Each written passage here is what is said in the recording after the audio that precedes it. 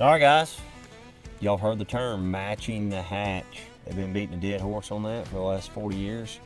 But golly, it works, man. It really, really does. And, you know, I get out here and I go fishing and just paying attention. You have to pay attention. There's times where, you know, perfect example, you know, I won Red Crest, the Major League Fishing Red Crest, and I caught a 3 or 3.5 pound spotted bass, and he spit up a 4 to 5 inch shad, okay?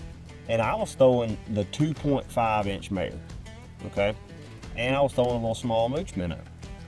And when I caught that fish, I was like, dude, they're eating bigger baits. Like, they just are. And then I got up there and I started seeing shad swimming through there. Every one of them were 4 to 5 inches. And I was like, man. So I reached in my rod box, I pulled out a scrounger, and I put that freeloader on there. It was a 4 1/4 inch, okay? And my first cast, I caught one. And then that clued me in like, hey, I can catch big ones on this bait. And they were really dialed in on that bigger stuff. I ended up catching a 5.5 pound smallmouth, a 5 pound smallmouth. But I was throwing that little small bait. It didn't have that much drawing power. And they were just keyed in on bigger baits.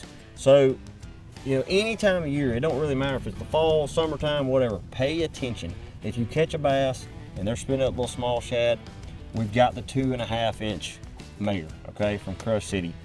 This year we came out, which we've had the 3 inch, this year we've got the 3.5 inch, and then you have the 4 inch mare.